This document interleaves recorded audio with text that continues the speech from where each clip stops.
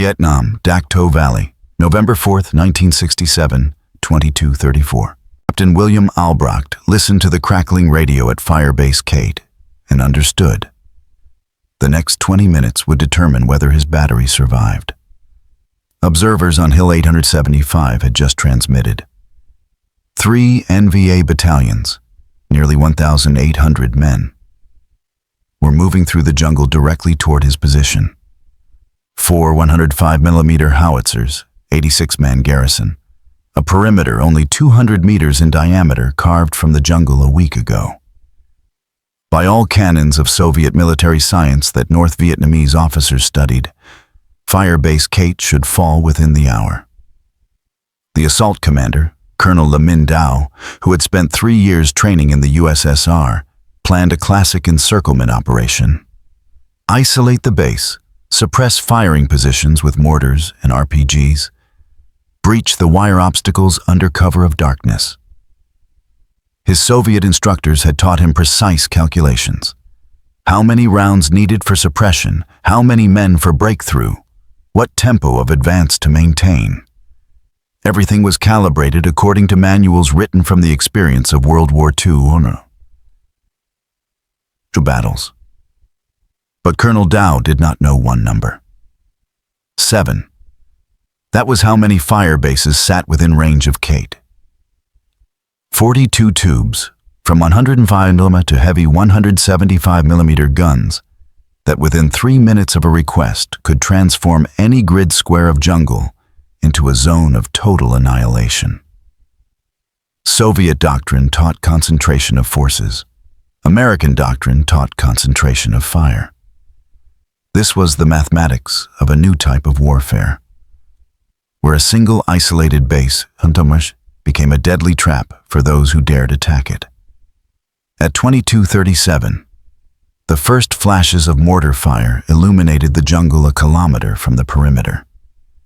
Albrecht picked up the microphone and spoke the call sign that would unleash a mechanism of artillery retribution unprecedented in the history of war. What followed in the darkness above Dak To Valley demonstrated a revolutionary concept that transformed ground warfare: the fire-base system. This network of mutually supporting artillery positions, coordinated through instantaneous communications and guided by aerial observers, created battlefield geometry that rendered traditional assault tactics obsolete. Firebase Kate's survival that night depended on a mathematical reality Soviet military theorists failed to anticipate: the ability to concentrate overwhelming firepower from dispersed positions faster than any attacking force could maneuver. American firebase doctrine represented fundamental departure from conventional artillery employment. Where traditional artillery served as supporting arms for infantry operations, the firebase inverted this relationship. Artillery became the primary weapon system, with infantry providing local security while guns dominated vast territories through coordinated fire. Each base was simultaneously fortress and weapons platform, positioned yet not to hold ground, but to control space through overlapping fields of fire reaching 15 to 30 kilometers, depending on weapon system. The numbers illustrated the revolution. A single 105mm howitzer battery, 6 guns, could deliver 120 rounds per minute onto target. But Firebase Kate did not fight alone. Within 180 seconds of Albrecht's fire mission request, artillery liaison officers at 7 surrounding bases, Fire Support Base 12, FSB Whiskey, FSB November, FSB Fox, FSB Zulu Zulu, FSB Golf, and the heavy gun position at FSB St. George, received coordinates and commenced firing sequences, 42 tubes speaking in unison. In the first 10 minutes, American gunners delivered over 2,400 high-explosive shells into pre-planned defensive fire zones, designated by alphanumeric codes that every man on Kate had memorized. This was artillery warfare as industrial process, where human skill merged with systematic organization to create effects transcending individual heroism. Fire direction centers plotted trajectories using mechanical computers, factoring wind speed, air density, propellant temperature, and barrel wear to deliver shells within 50 meters of designated coordinates, often closer. Forward observers, both on the ground and circling overhead in light aircraft, adjusted fire through radio calls that took seconds to transmit and minutes to execute. The entire system operated with speed and precision that Soviet doctrine, built around mass artillery barrages fired from surveyed positions at static targets, could not match. Understanding the dominance demonstrated at Firebase. Kate requires examining how these positions came into existence. Construction of a firebase in the Central Highlands was itself an engineering achievement, showcasing American logistical capabilities. When the decision came to establish Kate in late October 1967, the location was solid jungle canopy. Triple canopy rainforest covering terrain that rose and fell in ridges offering no natural clearings. The site was chosen not for tactical convenience, but for geometric necessity. Its elevation and position created optimal firing angles to cover valleys where intelligence indicated NVA infiltration routes. Transformation from jungle to fortress began with aerial bombardment. B-52 strikes and tactical fighter runs using cluster bombs and napalm cleared vegetation from a circular area roughly 250 meters in diameter. Engineer units from the 299th Engineer Battalion arrived via Chinook helicopters, carrying chainsaws, explosives, and heavy equipment that had been disassembled for air transport. Within 72 hours, engineers had leveled the ground, constructed earthen revetments for 4 gun positions, dug communications trenches connecting firing positions to the fire direction center, emplaced ammunition bunkers reinforced with steel culvert sections and sandbags, and cleared fields of fire extending 200 meters beyond the perimeter wire. The artillery pieces themselves arrived underslung beneath CH-47 Chinook helicopters. Each M102 105mm howitzer weighed 3,195 pounds, light enough for helicopter transport, yet capable of firing 33-pound projectiles to a maximum range of 11,500 meters at a rate of 10 rounds per minute sustained fire. The M102 represented American design philosophy. Mobility combined with hitting power. Its lower weight compared to earlier models came from innovative use of aluminum alloy in the carriage, while maintaining structural strength through improved metallurgy. Soviet-supplied D-30 122mm howitzers used by North Vietnamese forces outranged the M102 slightly, but required truck transport and took significantly longer to emplace and prepare for firing. Firebase Kate's perimeter defenses followed standardized doctrine refined through bitter experience. 3 rows of concertina wire surrounded the position, with the outer row 50 meters from the earthen berm. Claymore mines, each containing 700 steel balls behind 1.5 pounds of C4 explosive, were emplaced every 10 meters along avenues of approach. Command detonated from fighting positions. Illumination flares on tripods provided instant artificial daylight over kill zones. The communications bunker, dug 3 meters below ground and covered with multiple layers of logs, sandbags, and steel planking, housed radio equipment connecting Kate to division artillery headquarters, forward observer teams, tactical air control, and the network of surrounding fire bases.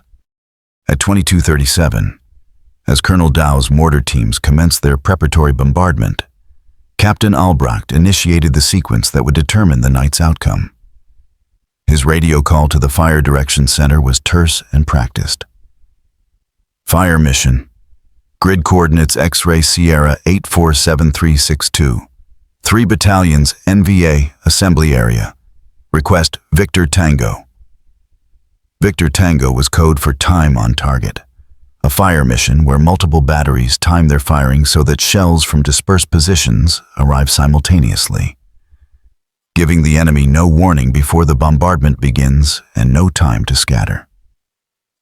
The Fire Direction Center at Artillery Group Headquarters received Albrecht's request at 22:38. Within 20 seconds, the fire direction officer determined that 7 fire bases could range the target coordinates.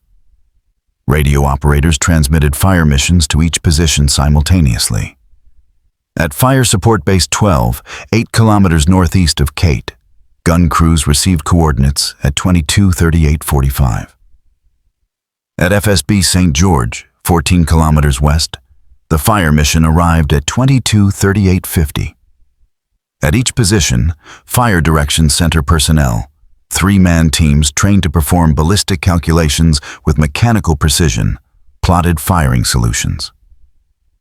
The M18 plotting board, a mechanical computer using slide rules and trajectory charts, allowed gunners to calculate azimuth, elevation, and propellant charge in under 60 seconds per gun.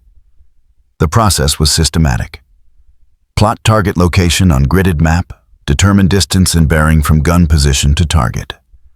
Consult firing tables for elevation angle based on range and desired trajectory. Select propellant charge. Calculate deflection for wind and other atmospheric factors. Transmit firing data to gun crews. At 22:40:30, the fire direction officer at Artillery Group Headquarters transmitted the execute command. All batteries commence firing at 22:42. The time on target calculation required coordination that would have been impossible without radio communications. Each gun position sat at a different range from the target, meaning shells would have different flight times. The M102 firing at maximum charge sent projectiles on trajectories lasting approximately 45 seconds flight time to a target 10,000 meters distant. Heavy 175mm guns at FSB St. George, firing at near maximum range, had shell flight times exceeding 60 seconds. Fire direction specialists calculated the time interval needed for each gun to fire so that all rounds arrived within a 5-second window, creating simultaneous impacts across the target area. At 22:42:03, the first 105mm high-explosive shell detonated in the assembly area, where Colonel Dow's battalions prepared for their assault. 3 seconds later, 41 more shells arrived. Each M1 high-explosive shell contained 4.8 pounds of Composition B explosive and fragmented into thousands of steel splinters effective against personnel within a 50-meter radius. The simultaneous detonation of 42 shells across an area 400 meters long and 200 meters wide created an effect that soldiers described as walking through a wall of fire and steel. Colonel Dow's carefully assembled formations, positioned in the jungle believing they remained undetected, disintegrated under the bombardment. Companies that moments before had been organized for assault became scattered groups of survivors seeking cover. Battalion command posts, identifiable by their concentration of radio operators and officers, received special attention as forward observers called adjustments. Add 100, right 50, fire for effect. The fire for effect command unleashed the full capacity of American artillery. Batteries firing at maximum sustainable rate, 10 rounds per gun per minute, walking explosions through the target area in systematic patterns that left no space untouched. The artillery response at Firebase. Kate exemplified American fire support doctrine that had been refined throughout the war. This doctrine rested on 3 foundational principles: immediate availability, overwhelming volume, and surgical precision. Immediate availability meant that artillery support was not something requested through time-consuming command channels, but was pre-coordinated and ready to execute on seconds' notice. Fire bases maintained ammunition stockpiles, allowing sustained firing for hours without resupply. Gun crews remained at reduced manning levels, but could achieve full firing status within minutes of alert. Overwhelming volume meant that American forces did not respond proportionally to enemy action, but sought to deliver firepower massively exceeding what the tactical situation strictly required. Soviet artillery doctrine calculated ammunition expenditure based on military efficiency. How many rounds were mathematically necessary to achieve desired effects against specific target types? American doctrine calculated expenditure based on availability. If a fire base possessed 10,000 rounds of 105mm ammunition and a fire mission justified using 2,000 rounds to ensure target destruction, those 2,000 rounds would be fired. The logistics system existed to maintain ammunition stockpiles, and artillery served to expend ammunition against targets. This approach horrified Soviet advisors schooled in resource conservation, but proved devastatingly effective. Surgical precision referred not to individual shell accuracy, but to the system's ability to deliver massed fires exactly where needed without hitting friendly forces. Danger-close artillery missions, fires delivered within 600 meters of friendly positions, were routine in Vietnam. Forward observers marked friendly positions with colored smoke grenades, communicated precise coordinates, and walked artillery fires to within 200 meters of their own locations. The trust this required was absolute.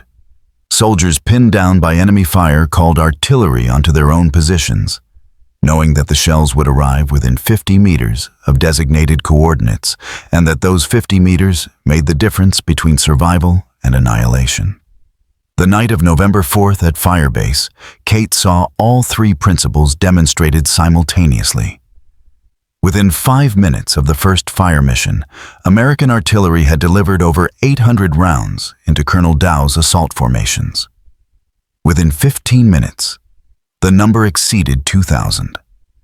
Fire direction centers coordinated missions from multiple bases without conflict, assigning different batteries to different target areas as forward observers identified mortar positions, command posts, and assembly areas through the distinctive signatures visible through starlight scopes and from aerial observation posts. The forward air controller attached to Kate, flying in an O-1 Bird Dog observation aircraft at 2,500 feet, provided additional targeting information. Circling over the battlefield, he observed muzzle flashes from NVA mortars and radioed coordinates to artillery batteries, with corrections measured in tens of meters. His position allowed him to see the overall tactical picture, where enemy formations massed, which routes they used for movement, where reserves positioned themselves. This aerial perspective, impossible for ground commanders to obtain, gave American forces a decisive information advantage that translated directly into targeting data. Colonel Lamin Dow's plan for the assault on Firebase. Kate reflected orthodox Soviet tactical thinking adapted to jungle warfare. Soviet advisors who trained NVA officers at the Combined Arms Academy in Hanoi emphasized principles derived from the Great Patriotic War. Concentration of forces at the decisive point. Suppression of enemy firing positions through preparatory bombardment. Rapid assault to close with the enemy before artillery could respond effectively. Exploitation of breakthrough to capture or destroy artillery positions. These principles had proven effective against Wehrmacht forces defending static positions with limited communications and slow artillery response times. The Soviet advisory mission in North Vietnam, which by 1967 included over 3,000 military specialists, provided not only training but also tactical planning assistance for major operations. Soviet colonels and generals with combat experience from World War II and subsequent conflicts reviewed NVA operational plans, recommended improvements, and sometimes directly supervised preparations for significant attacks. The preparations for the Dak To campaign involved Soviet input at multiple levels.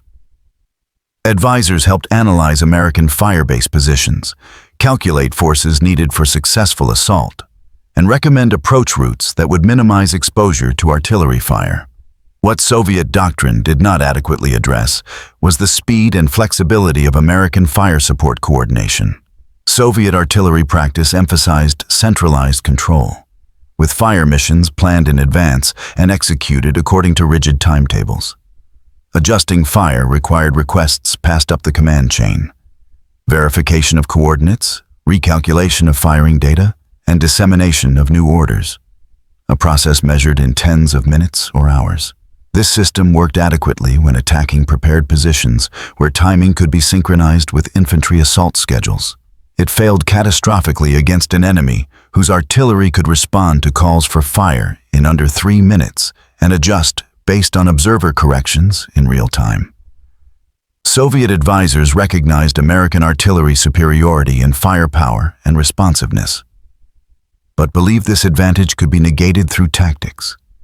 Approach routes that used terrain masking, rapid assault tempo that closed with enemy positions before artillery could mass fires, infiltration techniques that positioned assault forces close to target perimeters before launching attacks, and willingness to accept casualties during the final assault phase,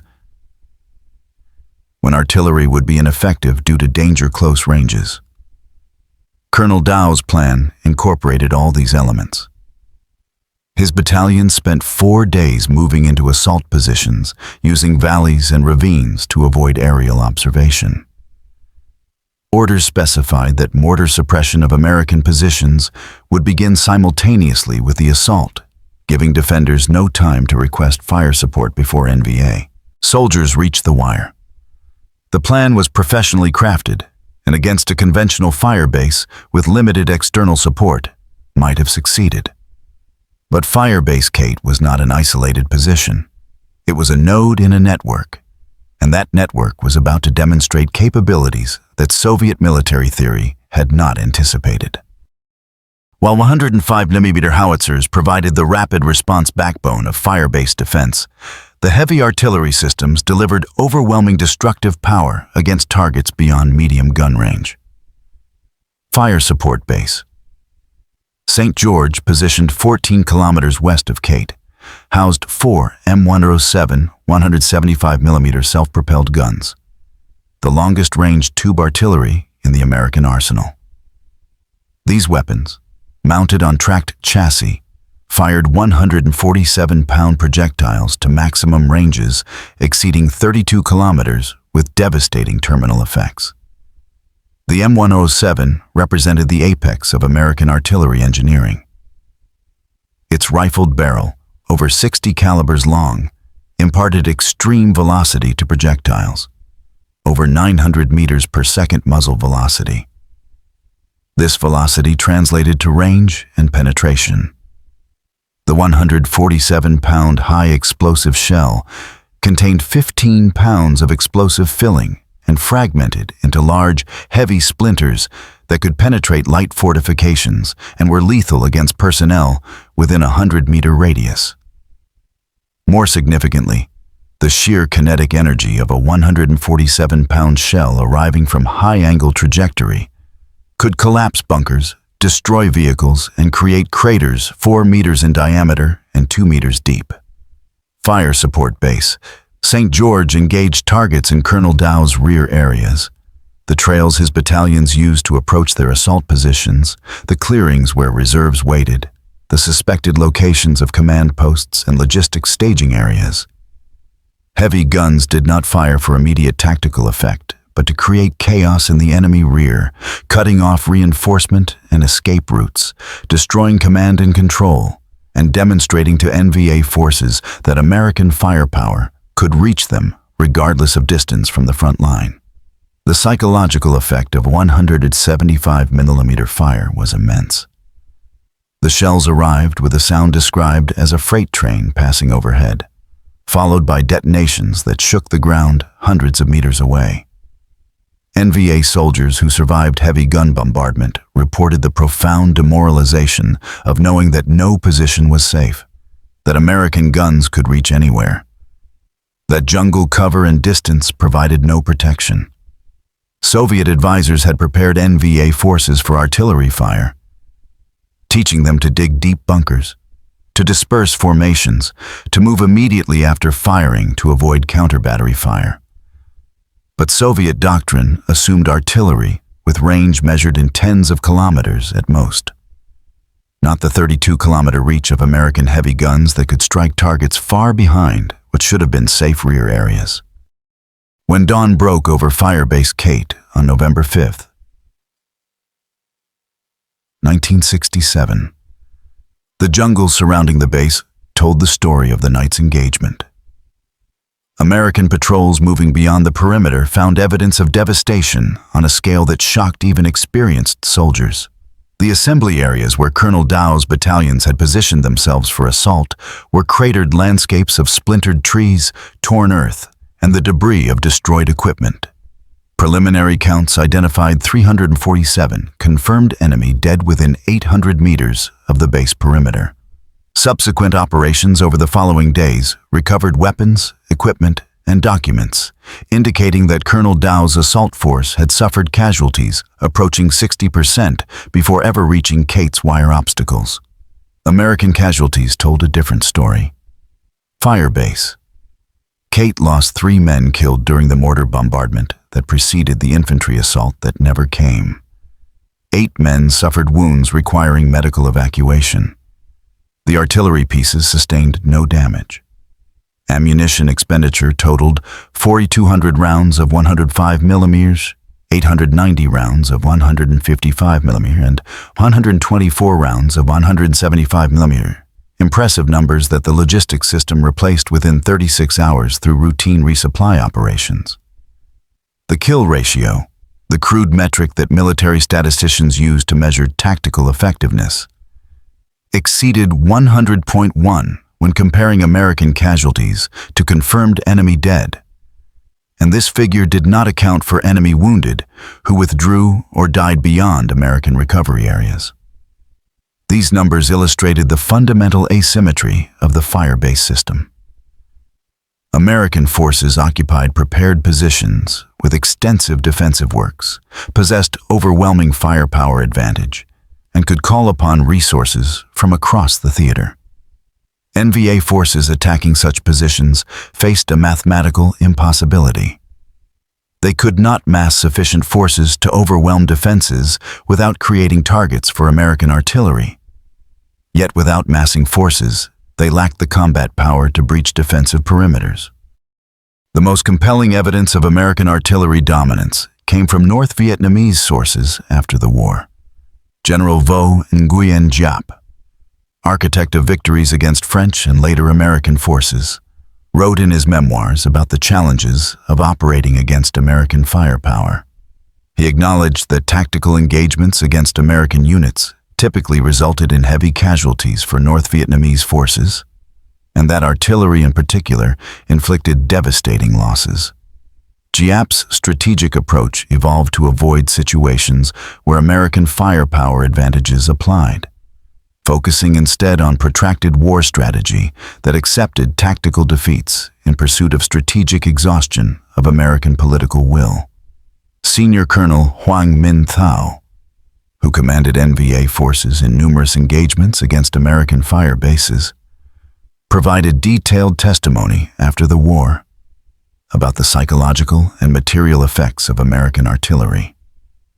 He reported that units assigned to attack fortified American positions expected casualty rates exceeding 50%, and that successful assaults required favorable conditions: surprise, overwhelming numerical superiority, and rapid execution before American fire support could be fully coordinated. Even under optimal conditions, attacking American fire bases resulted in losses that NVA forces could ill afford. Soviet military analysts reviewing the Vietnam War reached sobering conclusions about the effectiveness of American fire support systems. A classified Soviet General Staff study from 1975 acknowledged that American artillery doctrine and technology had created capabilities that existing Soviet counter-battery and maneuver tactics could not effectively neutralize. The study recommended significant reforms to Soviet artillery organization and fire control procedures, recognizing that future conflicts against Western forces would require responding to fire support coordination operating at speeds Soviet systems could not match. The artillery supremacy demonstrated at Firebase Kate and countless similar engagements throughout the Vietnam War represented more than tactical proficiency. It showcased a fundamental revolution in ground warfare, where technology, logistics, and systematic doctrine combined to create battlefield effects that conventional military thinking could not counter. The fire-based system turned artillery from supporting arm into dominant weapon, created defensive positions that could not be reduced through traditional assault tactics, and demonstrated that modern communications and coordination could concentrate dispersed firepower faster than any enemy could mass attacking forces. The system's effectiveness rested on three foundations that Soviet doctrine and North Vietnamese capabilities could not replicate. First was the communications architecture linking fire bases, forward observers, aerial controllers, and fire direction centers into a responsive network operating in real time. Second was the logistics system delivering ammunition in quantities that made overwhelming fire responses routine rather than exceptional. Third was the training and professionalism of American artillerymen who operated complex systems under extreme pressure with precision that turned mechanical calculations into lethal effects. For the men who served in fire bases like Kate, the system's sophistication mattered less than its reliability. When Captain Albrecht picked up that microphone on November 4th, 1967, he knew with absolute certainty that his call would be answered, that American artillery would respond, that the mathematics of firepower would tip the balance in his favor. That certainty, that faith in the system and the men who operated it, defined the fire-based doctrine's greatest achievement. It transformed isolated positions in hostile territory into nodes of American military power that could not be overcome through courage or tactical skill alone.